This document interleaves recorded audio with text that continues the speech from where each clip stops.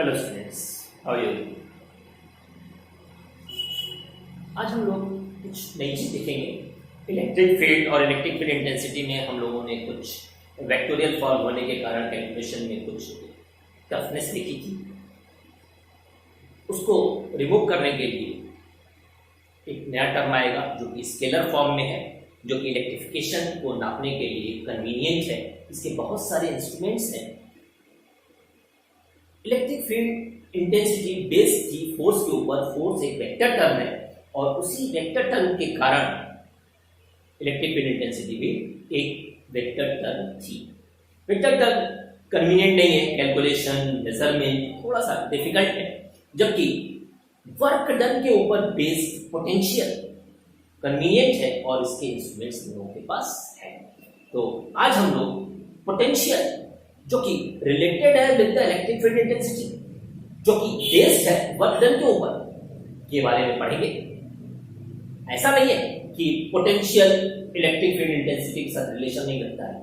Potential and electric field intensity का बहुत ही close relation है।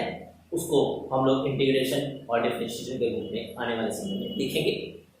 सबसे पहले हम लोग ये देखेंगे कि पोटेंशियल है क्या।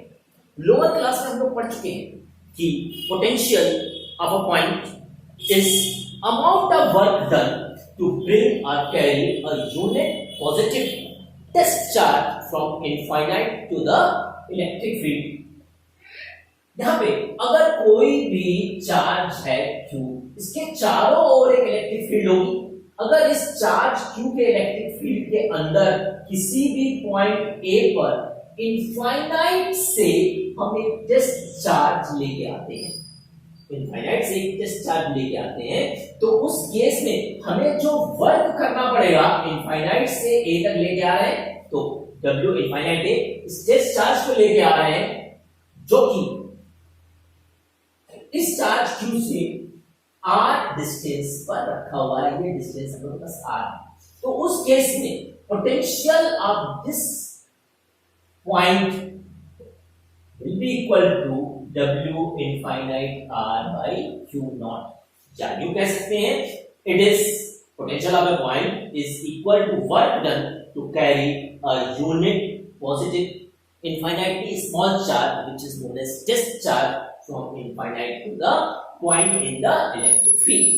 तो यहाँ पे V is equal to W infinite R by Q naught है। अगर इसकी यूनिट देखें तो इसकी यूनिट है जूल पर कूलम, एंड जूल पर कूलम को भी हम लोग कहते हैं वोल्ट। तो पोटेंशियल की एक यूनिट है वोल्ट। पोटेंशियल वर्क के ऊपर डिपेंड कर रहा है और इलेक्ट्रोस्टैटिक वर्क एक कंजर्वेटिव फोर्स है। हम लोग पढ़ चुके हैं कि conservative force is the force due to which work done depends only upon the initial and final position। It does not depend upon the path through which the work is done when the charge is not in the acceleration। Charge अगर acceleration में नहीं है तो उस case में electrostatic force के कारण किया गया वर्क एक कंजर्वेटिव फोर्स है, मतलब कांस्टेंट है। वो बात के ऊपर डिपेंड नहीं करता है।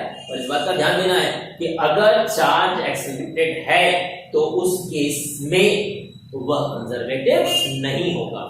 तो यहाँ पे हम लोगों को यह भी देखना है कि जिस चार्ज Q नॉट को लेके आ रहे हैं वह एक्सेलरेटेड नहीं होना चाहिए, वह छोटी छोटी स्मॉल डिस्टेंसेस के रूप में शिफ्ट होना चाहिए। तो यहाँ पे यूनिट पता चल गई।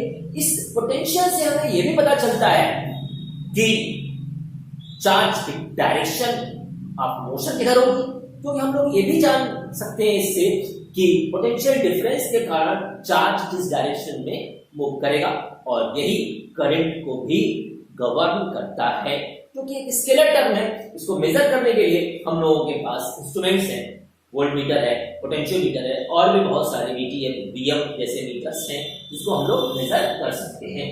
तो आज इस सीरीज में सबसे पहले हम लोग देखेंगे work done to move a charge from one point to the another point in the electric field of another charge.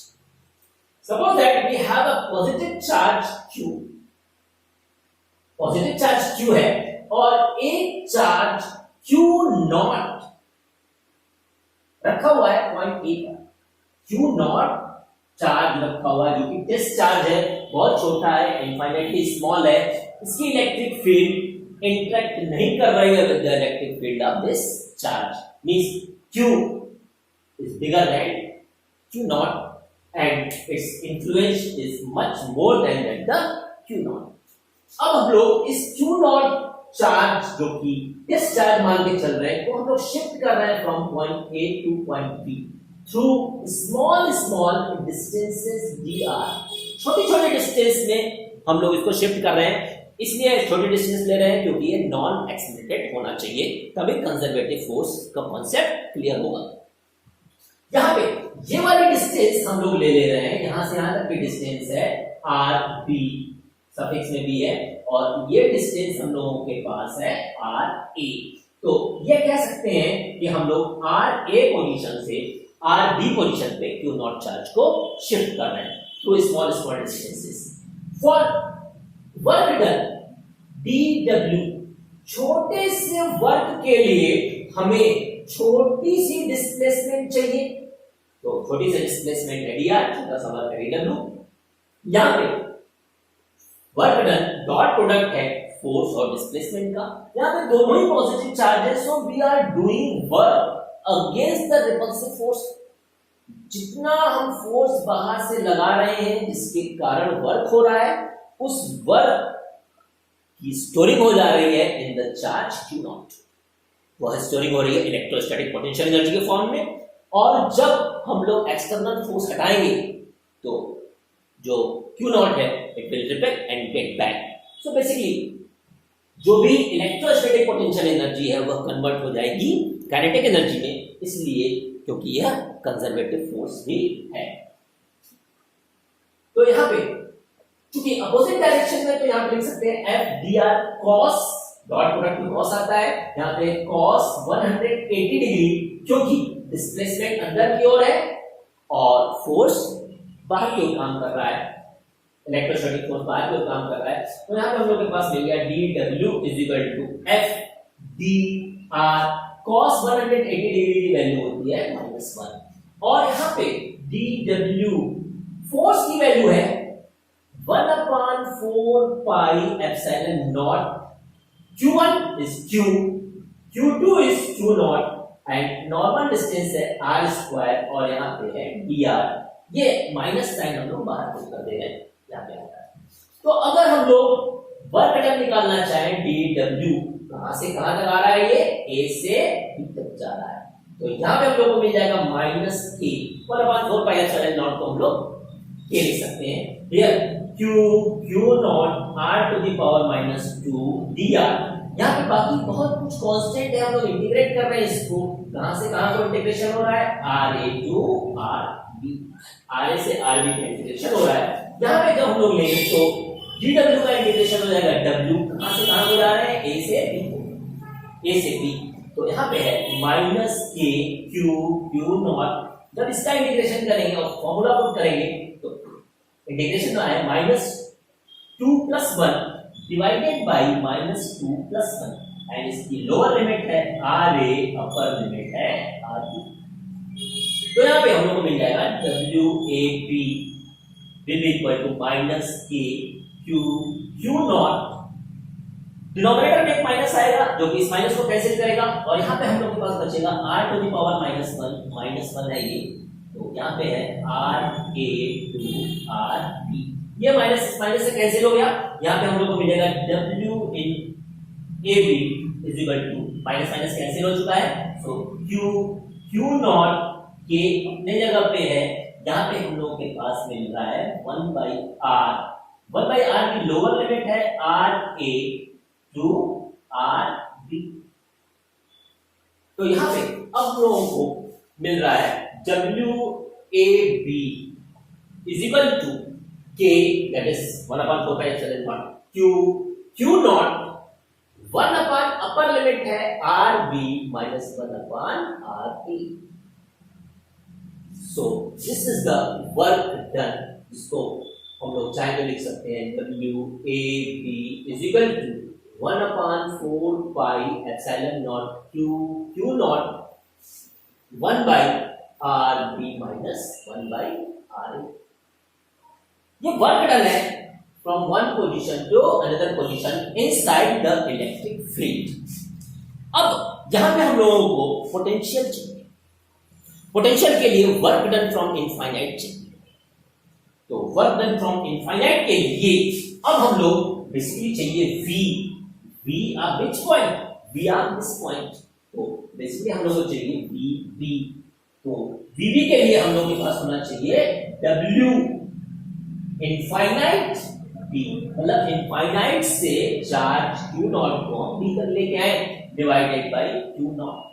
तो अब हम लोग करेंगे क्या, a को कंसीडर करेंगे पॉइंट a इज इनफाइनाइट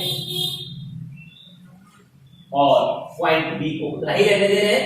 तो अब उस केस में हम लोग को मिल जाएगा w infinite b is equal to 1/4 pi epsilon not q not 1 by R B अपने जगह पे है minus 1 infinite and 1 infinite is 0।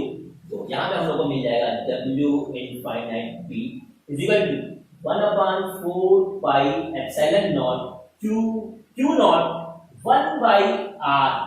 अब यहाँ पे आर बी लिखने का कोई मतलब नहीं है क्योंकि इनफाइनाइट से इस पर्टिकुलर पॉइंट तक लेके आ रहे हैं जिसकी वैल्यू हम लोग आर कंसीडर कर सकते हैं। सो यहाँ पे एक चीज पता चल रही है कि w इनफाइनाइट भी अगर मिल गया तो v जो कि है w infinite b by q not.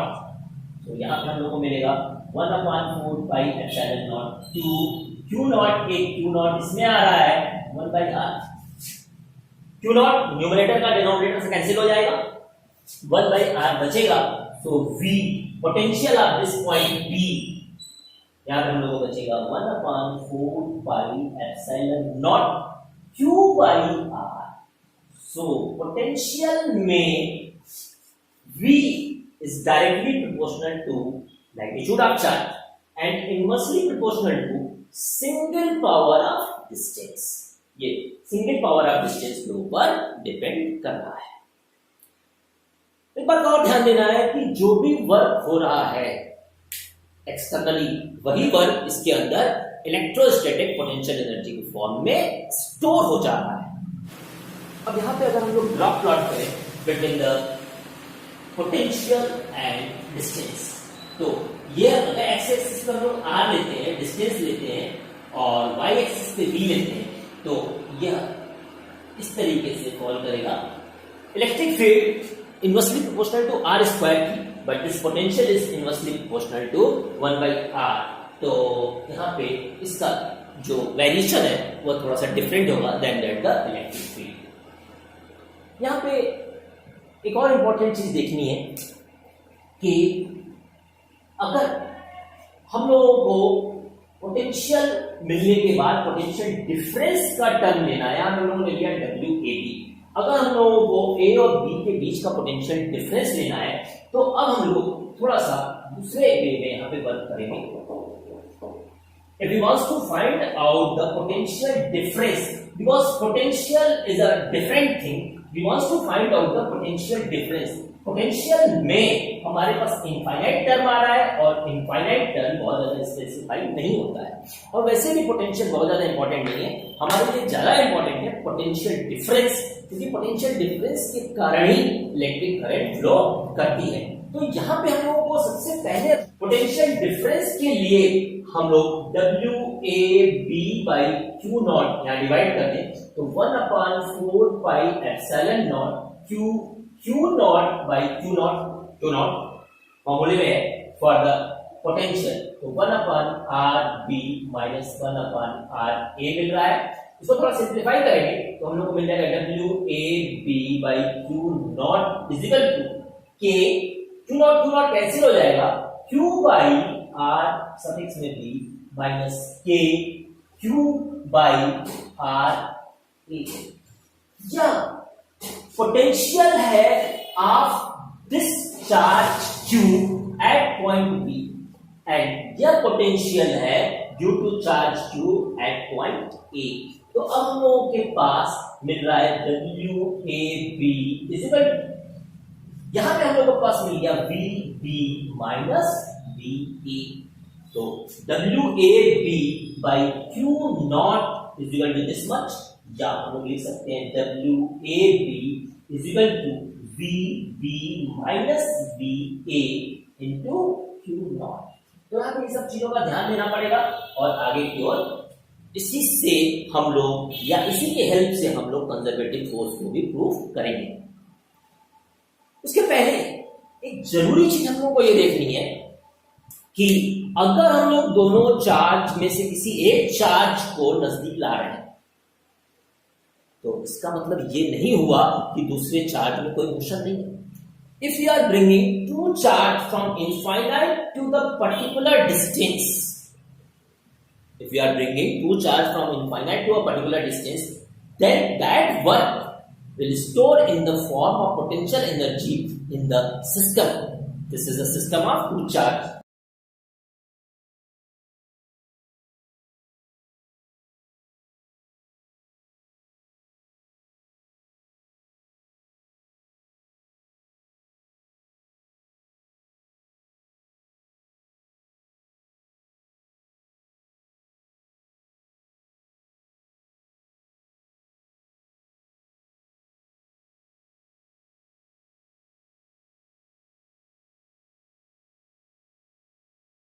तो यहां पे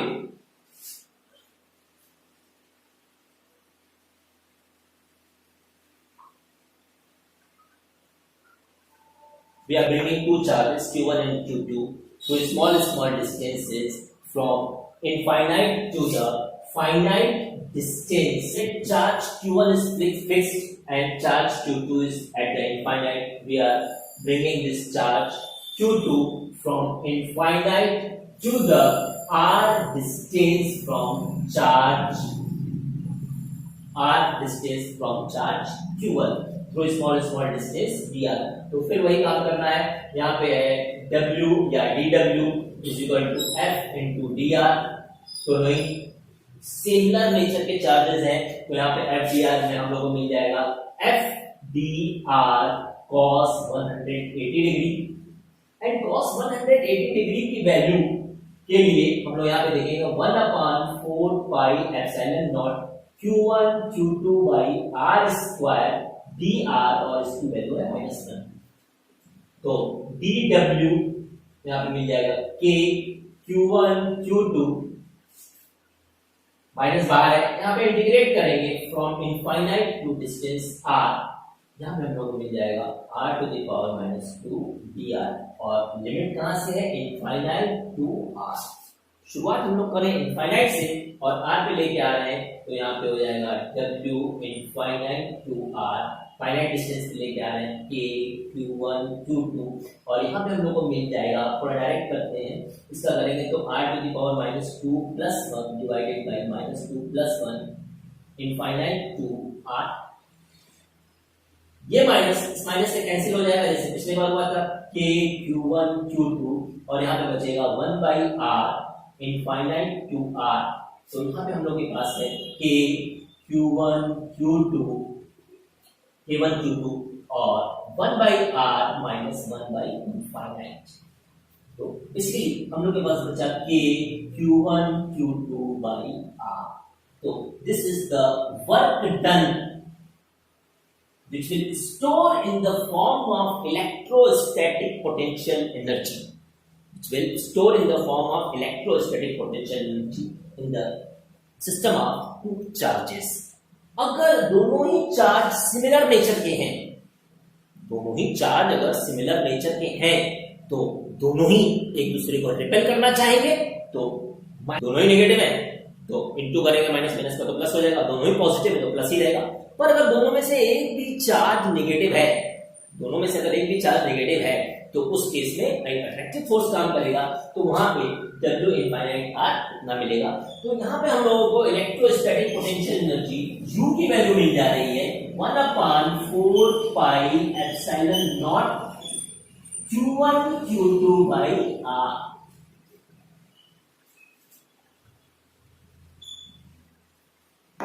यहाँ पे हम लोगों को पोटेंशियल एनर्जी मिल जा रही है U is equal to W infinite R is equal to K Q1 Q2 by R. So this is the electrostatic potential energy. अब हम लोग देखेंगे conservative nature of electrostatic force. Electrostatic force का conservative nature देखेंगे।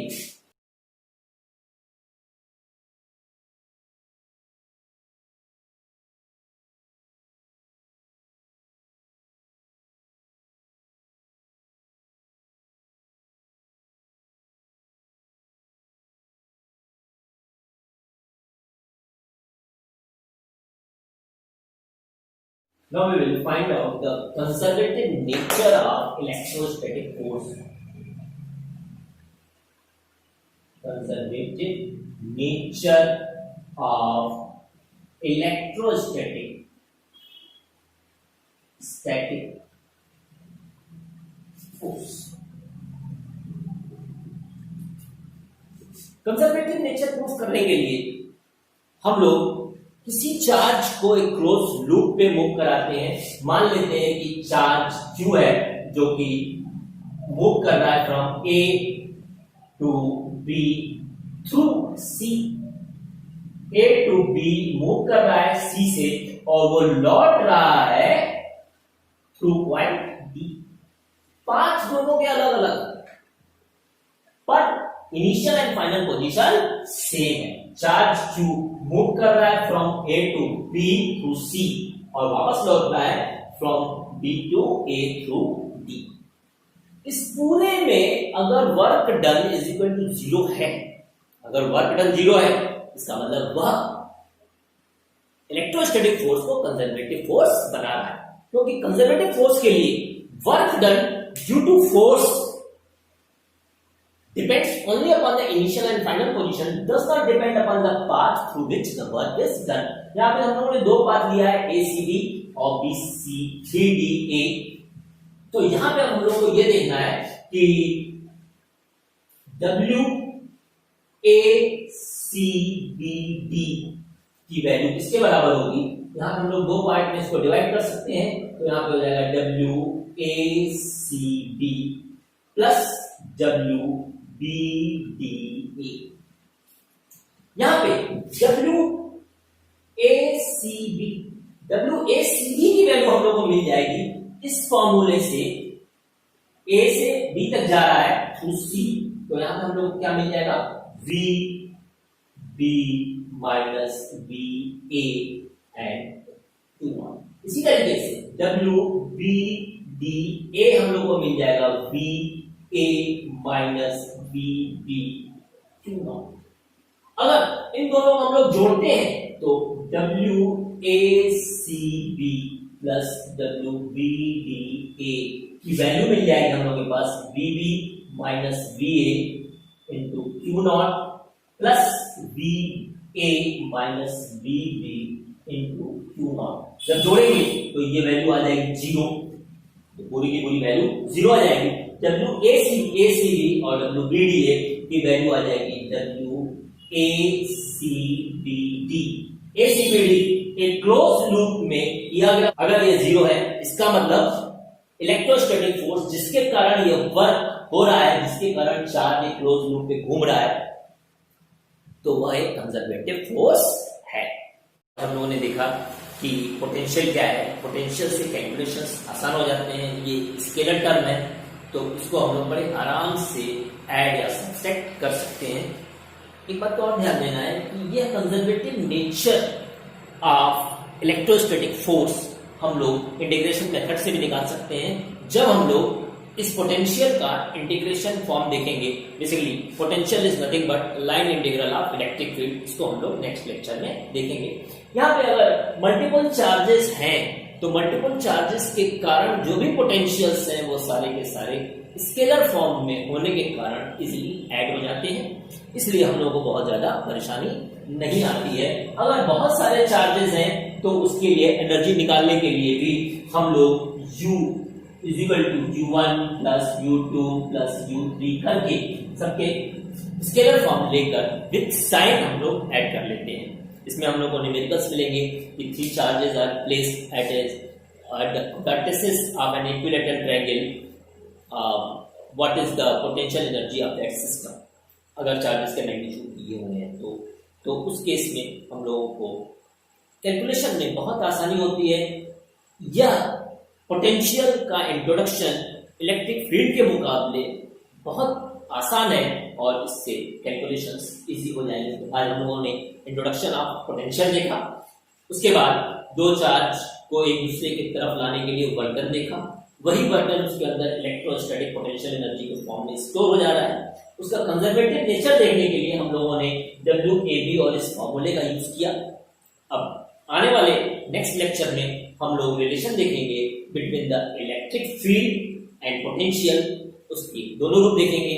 उसमें हम लोग और भी ये देखेंगे कि किसी भी इलेक्ट्रिक डाइपोल के कारण किसी भी डायरेक्शन में पोटेंशियल की वैल्यू क्या होती है, और साथ ही साथ ये भी जानने की कोशिश करेंगे कि अगर पोटेंशियल किसी सरफेस का सेम है, जिसको हम लोग इक्विपोटेंशियल सरफेस के नाम से जानते हैं, तो उसकी क्या क्या प्रॉपर्टीज होंगी।